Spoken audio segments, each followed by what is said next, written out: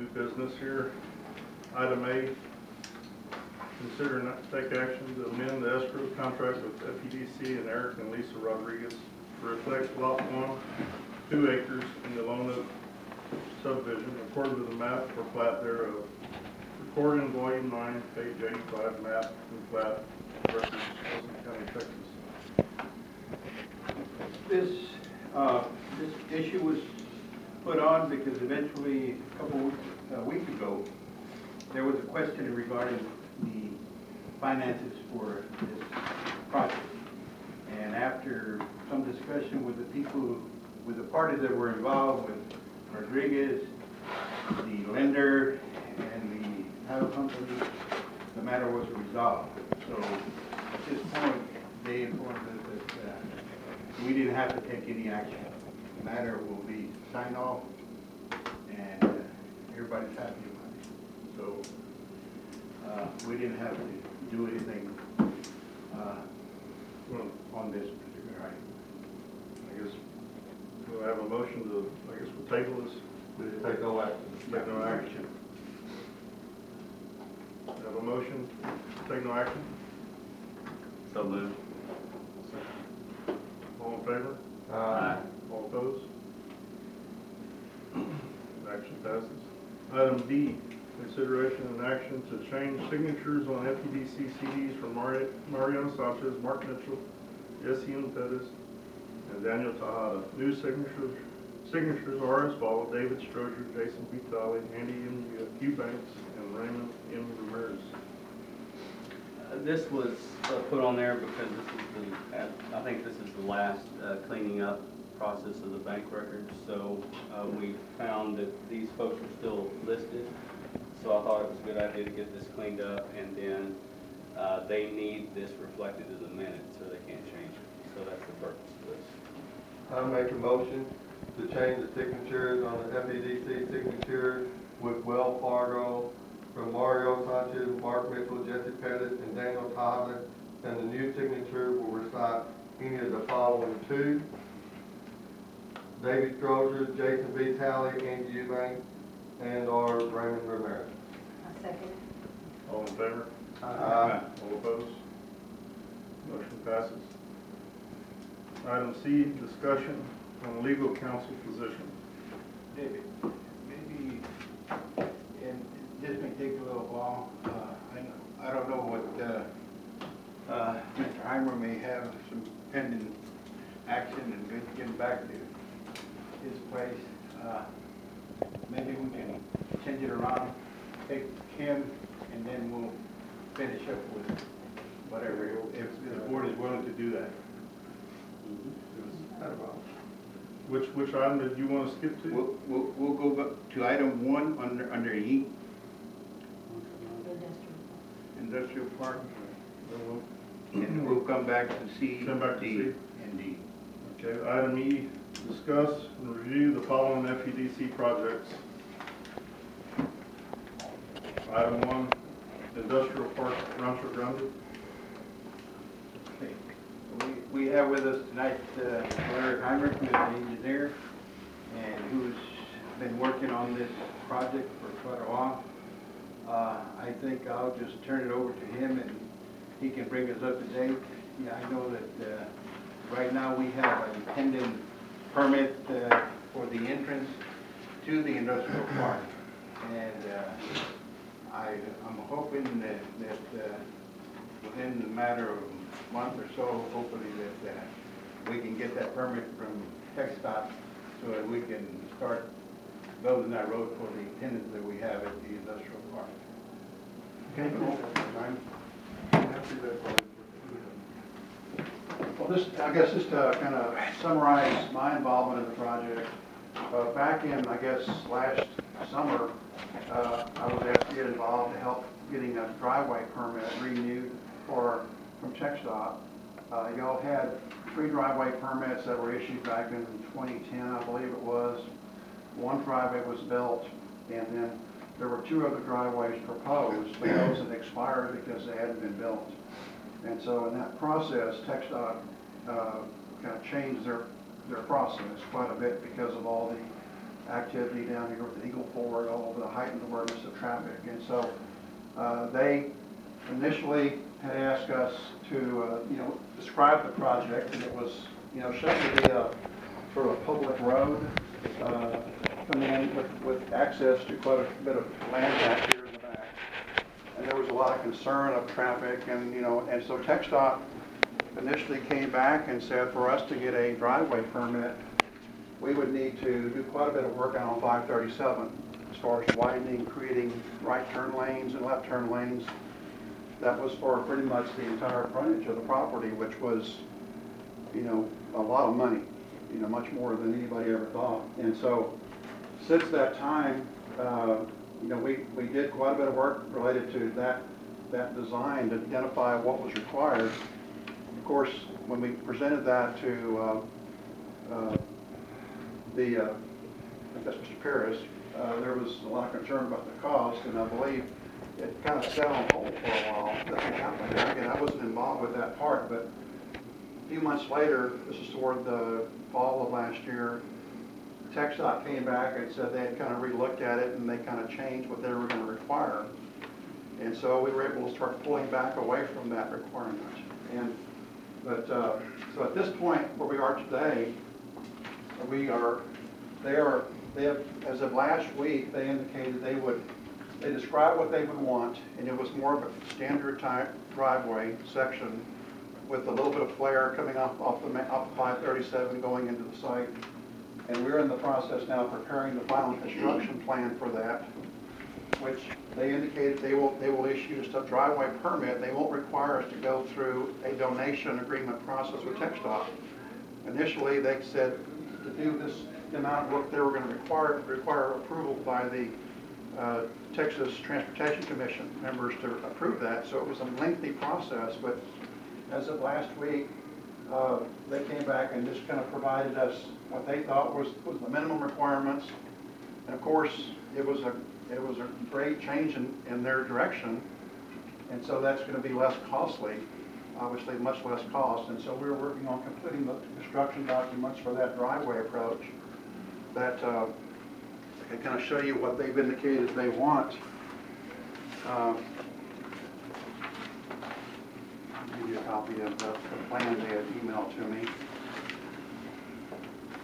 This is just sort of a typical detail, but we are preparing the construction documents that describe how this would work. But here's some copies of what they've indicated they will accept now. And so we hope they don't change their mind between now and the time we require the permit, but that's where we are right now.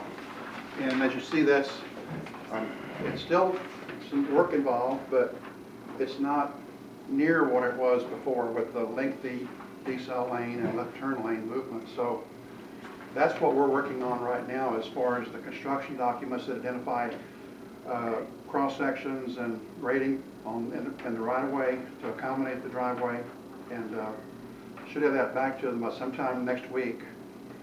And I'll include a standard driveway permit application and submit that to TxDOT and ask that they approve that. And if they follow through what they said, we should have a permit hopefully by the end of March or before. Yeah. Now that's this driveway. There's still one more driveway over here, which the last time I spoke with Mr. Parrish about that, he had asked us not to do anything with that until this was cleared up and this driveway was permitted and hopefully built, just so it wouldn't create any more issues with TxDOT. So that's kind of where we are on that. As far as the rest of the project, this was all done before we got involved as far as the plat or the survey plat done by the surveyor. And we also got involved, Mr. Pearson asked us to get involved with getting a utility permit to cross under 537 with the water line. So we prepared TxDOT, and then of course Sunco, I think, wanted to see where that water line was going to go. So we prepared a plan that described the bore under 537 and described the extension of the water main down to this first intersection here, and that was where we stopped.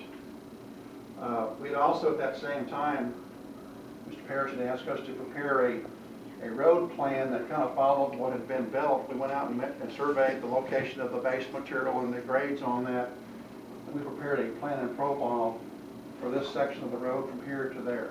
So that's what we've done on the project today. And then I guess one of the last things was Mr. Harrison asked us to do a drainage study. And so we coordinated with Wilson County and their engineer just to find out what their minimum requirements were. And we did a drainage study that required, basically the requirements, there's the main drain coming through the site is here, where most of the site drains to, and then there's another significant area here that drains to another low point right here in this area. And then there's a small area that drains here in the TxDOT right of way. And Wilson County requirements are to detain the excess runoff coming off the site because of development, or what was changed because of development. So we basically have a plan that describes, I think it's in your report there, but I have another copy here. I'll open up to the sheet that kind of shows the overall view of that. We kind of coordinated with the Colonel and Vincente and tried to create something that could be built using city forces as much as possible. And so these ponds are basically graded, more of a grading type excavation and fill type operation, except where the overflow structure is. That's going to require installing some pipes to release and regulate that flow out of those ponds. So that's what we have done, and we provided those reports to Mr. Paris. And I don't know for sure where they went from there, but we did provide, I think we had 8 or 9 copies of that. And I believe the county has reviewed it, because we received some calls about a month ago from them, and they were asking some questions about wanting another copy of another document we had in there, another exhibit we prepared. So that's where that is. I don't know if it's been approved or not, but the key there is this, the larger one is in this area that's kind of identified as a kind of a green area. This one here, though, is located in a piece of property, and that's located here at the kind of the far, I guess, the southwestern corner of the site. And when we did this, according to Mr. Harris, that was not sold yet, and so that's why we thought that was a good place to do that. We had originally put it on this side, but because this had been sold, he had asked us not to do it and put it back over here. So we moved it on this side of the road to minimize any potential impact on this property owner who had either had a contract to sell or had purchased the property. And then this small area up here at the front is just a, it's within that area that's kind of a common area that's on this particular plat, right in this area here. So again, we tried to position the ponds where they would have at least amount of impact, at least at the time with the information we knew. So that's kind of where we are today. Our next step we're pushing hard on is to get the permit for the driveway. It's according to our direction, this part of the driveway in the right-of-way is going to be concrete. I believe that's probably a good decision because of the heavy truck traffic. It's going to last longer. So that's the direction we're headed, is a reinforced concrete driveway approach within the right-of-way, and then we'll tie into the asphalt pavement section that's going to be built for the road. It appears that this extra area that we're going to have to purchase and all, that's in some land that may have already been sold apparently, possibly, probably. Would you say that is correct? Because to the best of our knowledge, that is what we sold. But we're going to have to come back in and purchase some of this over there in that three-way trucking then to facilitate this permit. Yeah, I think that I need to look at this more closely. Yeah. See, this was initially, it was kind of a buffer zone along the front here. There's a dedication that kind of a landscape easement that we were told was going to be platted along or created along the frontage of 537. So whether that's there or not, I don't know. But this widening right here at the corner should fall within that. Now, we need to look at that. If that's been sold, we need to look very carefully at where that line is and see if there's a issue that needs to be addressed. Is that 36 foot this one right here. T, That was in the minutes of the May or to buy it. June 11th, yeah. The idea, TxDOT wanted that to be set aside for dedication at some point, and I think the colonel met with them and decided or created an agreement that it would just be a landscape kind of buffer easement area, that future dedication, but not right now. So I don't know how that was handled with that property owner. And you never did do the actual subdivision? No. Development? This is not a subdivision. This is a survey plat that describes pieces of land. And that's So there, as far as the utility easement setback on the property lines or nothing? I don't know how You that wasn't was. involved in it? I wasn't involved with that, and so that's always been a concern of mine, is how do these people back here know they have access to a public road? And that's got to be addressed, I guess, at this point, it needs to be addressed by a separate document. You know, this road has to be dedicated to some, I guess, or created in such a way that it's maintained for public access. And that's got to be done in some sort of a legal document that describes that, who's responsible to maintain it and all that. And that may have been done, I just wasn't involved with that.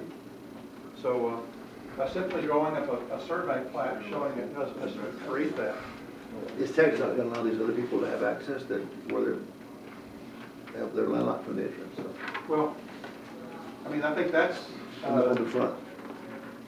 I think TxDOT has backed away from their very first requirement to have this treated more as a major public, heavy truck traffic type access, and they backed away, and now this is in their mind, it's a commercial type driveway that serves more than, and multiple owners being served by it. And that's why they backed away, I think, from, at least my understanding, why they backed away from having this So major. the landowner at the top right-hand corner will access very top, very top. Beautiful. Well, there's a driveway that I understand we're gonna kind of get permitted as soon as this gets cleared up. DDC maintained. And then they could get access there, you know, directly onto, But at this point, they're 537. landlocked. At this point, they don't have a driveway permit. They have, There was a driveway permit issued at one time, but it's expired. so they really can't utilize the road legally. No, at this point, they can't get access to this, but, I mean, 537, But you're gonna be within 400 feet, are they gonna allow them to have another entrance? they have said they would, I mean, we have to submit it. They can't legally keep them from it either.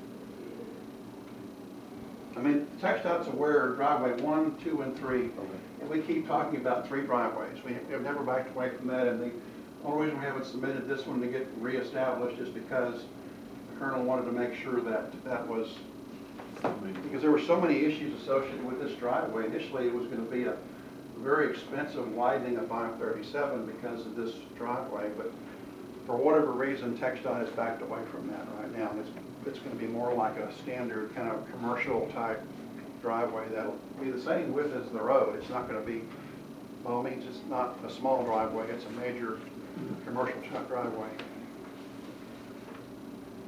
But this is not, I guess, the way it's set up right now, it appears to be more of a private street than a public street that will be maintained by some entity.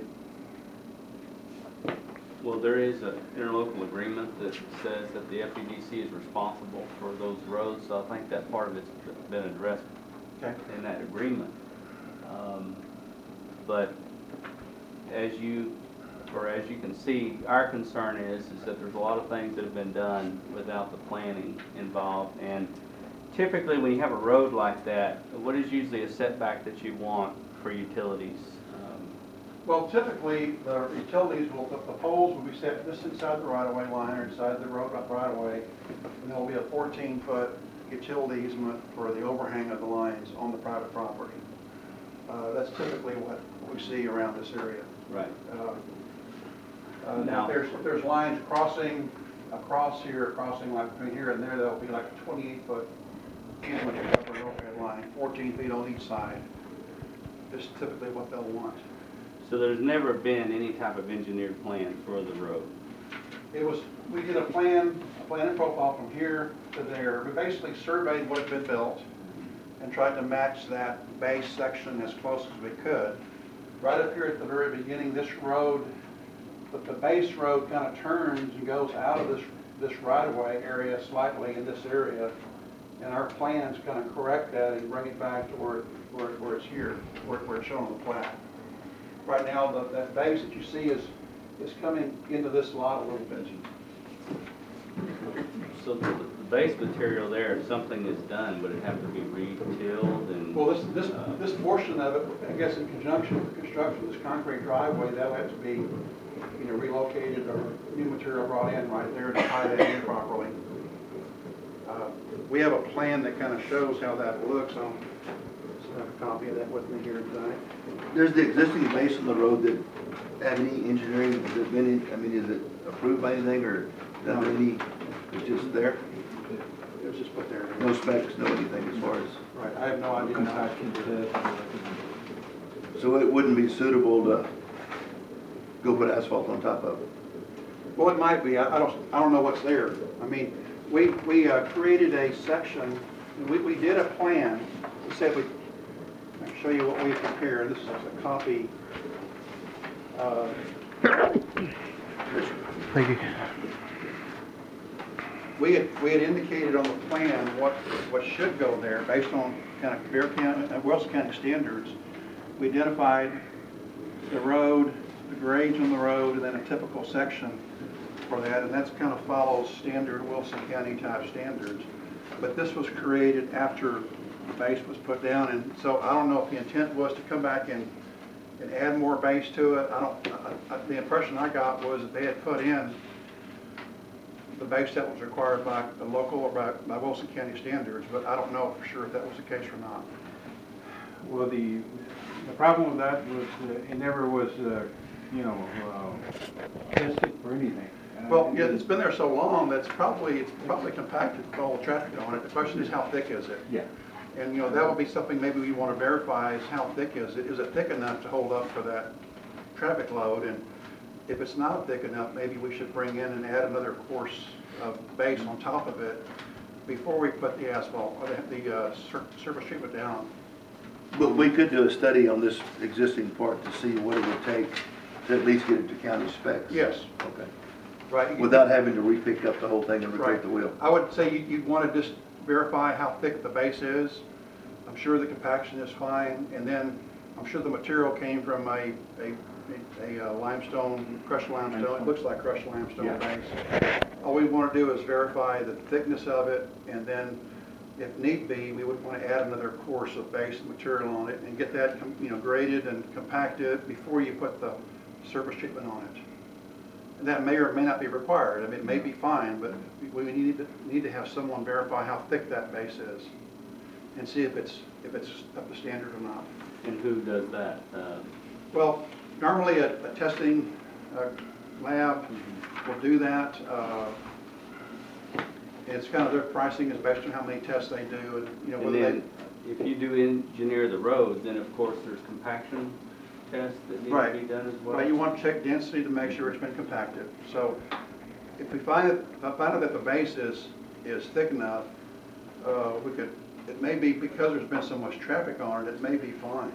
It may not, all it needs to be done is just fine graded and a prime coat put on it and then do the surface treatment. But don't know that though until we would have someone check the thickness on it. That would be a matter of doing some borings or some sort of excavation just to verify what's there. But you want to do enough of those to make sure that it's consistent from all the way from one end to the other. Now, in that road plan there, did that include the curb No. on the road too? or no? There's no curb. It's just the road is, it has about 30 feet of width, with about a 2 foot, I guess 30 feet of pavement, and then there's about 2 foot of shoulder, and then the ditch section. So that's the road section that we understand they wanted to put on it. And that may or may not meet county standard. I think it meets the county standard from the standpoint of a typical subdivision, but for the truck traffic that exists or that's going to be there, it may or may not be enough. The key there is making sure the pavement, that the base is thick enough. Yeah, it looked like 12 inches of zinc, 6 inches of subgrade, Right. so the subgrade, 12 inches, and then 2 inches of Hot mix. pavement on it. Yeah, hot mix. Now, that was the section that we discussed with Mr. Parrish about that, but That should be adequate for the truck traffic, the 12 inches. The key there is the 12 inches of base. As far as the subgrade, you can't tell there anymore. That's pretty much done. You would not be able to go back and fix that or do anything with that. It's probably fine the way it is because it's been there for so long with so much traffic. So the key is just making sure there's enough base there to hold up that truck traffic load. And then the question is, are you going to put in 2 inches of hot mix or something else? Well, let's just hypothetically, because we got an interlocal agreement with the county where we're supposed to put in this water drainage ponds, we're supposed to get those in. Right. And we have commitment to these land purchasers out there to pay for that. Yes. What do you estimate the 3 ponds would cost? Well, I'm depending not on... holding you to it, but Yeah. Well, we had prepared estimates on that. And We haven't taken, I have it in that book. I think it's in the book, Well, I think I had a loose copy of it here, I believe. Here's, now these are kind of prices, San Antonio prices. I think, that's kind of what the city of San Antonio were to bid out a project, that would be the cost typically, what we would see based on unit prices. $690,000. Now, if you were to, No. Did you say Hold three? it, 3 ponds. It's only gonna take 350, you finish the whole thing. You heard it in the meeting. I see $690,694.40 here.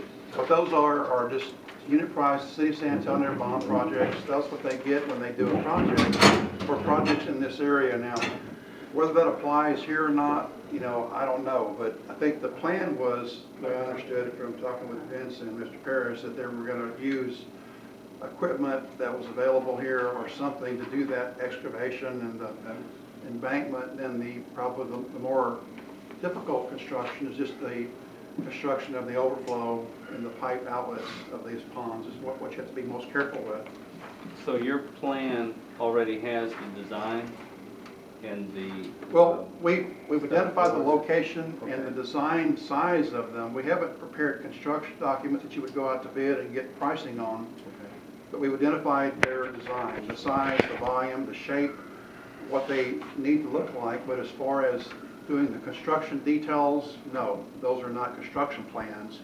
But again, the intent there was to provide a drainage report to the county to review that showed how the ponds would function and how the runoff coefficients were, because, in a project like this, you have an existing runoff coefficient and you have a proposed runoff coefficient. And the question is, there's always a disagreement about what the proposed is. I mean, if this were a project in San Antonio, it would be it would probably 95% impervious cover. But a project in Wilson County, it may be 60% impervious cover when it's all finished. So we had to adjust, the C value is what I think is probably, if there's any point of contention with the county, I'm not saying there is that C value for the developed condition. And we provided some backup in our report so that it would show that we are following a kind of a standard for that. And the question is, I don't think these large tracts are never going to be all paved. There's going to be a lot of gravel, some areas left probably natural, but it's not going to be a 100% paved parking lot. And how long would it take you to prepare construction documents for us to do that, and what do you estimate the cost to go ahead and complete your final design? I guess the question is, there's different levels of completion of construction documents. If it's going to be done by in-house folks where you're going to be using your own people, there's not a public bid involved, that's one price. If you're going to go out and do a public bid where contractors are going to be bidding unit prices and you've got to make sure your plans are real tight or else there's going to be change orders, that's another level of standard. So the cost, at the time to do these plans is probably a couple of weeks, 2 or 3 weeks probably, but we get the plans done for that. The cost, just need to find out from y'all, what are y'all going to do? Are you going to go out a public bid process or are you going to do something different? on the road, I think, and maybe, the board's gonna have to make that decision, but I think on the board, on the main streets, we will probably go out on bid, on the road. Yeah. Well, then it'll be important to, we need to get a construction materials testing lab out there to test what's there. so we can verify what's there, because if we don't get that accurate, then all of a sudden, if we bid it out, we're gonna have a contractor come back with a change order. Well, it's not what I thought it was gonna be. Mr. Timer, have you been there lately? Pardon me? Have you been there lately? I have not. Because this part of the road is not finished at all. There's a little bit of base over here, but it's not to the, Right. to the property line. Yeah, well, the last time I was there, this was all that was built, and there was some grading going on here, but this is where the road actually, where the base ended was right here, and then the drain box that was built was right there. Just an off-the-cuff question, not to hold you to it. If these, if these could be brought up to standard, or we bring them up to standard, over and above that, what's it gonna cost to pave all this, just rough numbers? I hate to throw a number out without measuring, how much length it is, but, the cost of us, per linear foot of a street is probably, $150 a foot, $120 a foot. I mean, Yeah. I mean, and then you. Between 100, 120, 30 is pretty good. In that $150 a foot for this, a 30-foot road with base material and no curb, that's probably about right. Now, if it's got curb, it's gonna be up there $200 a foot and more, but again, let me kind of look at the length of that, and I can give you a better idea. I can send you an email. Yeah. And I guess the idea of what it's gonna cost to complete where this stuff is not, because Okay. we were led to believe that it was all there and it's not there. Yeah, let me put together kind of an estimate that I can email to you that gives you some better idea, because right now, I don't know for sure offhand what the lengths of the streets are. I probably need to go by and look at them and see exactly what's been done. Has there been excavation done, or the ditch has been cut in? You have a multi-use of materials, because I know from driving out there, over here you have a consistency of fly ash with your base material. Yeah. Well, see, that's another question, what's been put there? I thought it was just pretty much standard textile base material, but if it's been something else put there, we. I only saw that on this part. Yeah, we just need to look and see what that is, because if that doesn't meet any kind of a standard that we could count on us holding up over time, we may have to remove that. Okay, now then, since you're giving us some estimates, here's the thing is, quite candidly, we don't have all the money to do this that we're supposed to do right quick. Right. So we're trying to figure out, it's gonna have to be first come, first served, and, what's it gonna take? First thing we gotta do is get the entrance in. How much is it gonna take on the entrance to come in and extend this out, so there's a little extra width, 3 foot that we're talking about on that? Right. Do the paving and all, not the paving, but pour concrete on that apron for the approach and all? Right. Yeah, that's, How much, throw a number out for it? $100,000, I don't know. Okay. Does that include the required, the text that is requiring across this way in the signs? Well, TechStat is backed away from that right now. Hopefully they'll stay with that, but it's pretty kind of flared approach to this drive that widens out. 230 feet one way and. Yeah, there's a little bit of, here's the driveway. 20, I think, on the other one. And they have a little bit of widening on this side of the road, and then here's, this is gonna be kind of So the, is it taken off from the property owner? that's what we need to look at and see where that is. So there was a 30-something foot landscape or buffer area They would number on it. that was gonna be there for TechStat to acquire at some point. And so I need to see where that line is. That's But without curb. our plan, this is what they gave us to go by, which is much better than putting in a, I think the curb. this entire, the decel lane along this entire, or the widening of the road. These people still own the decel. Okay. And then these people. Yes, well, there's a driveway that's gonna go in here, there's a third driveway that hasn't been permitted, it was permitted at one time. You get, But it expired. $300 And so, I don't wanna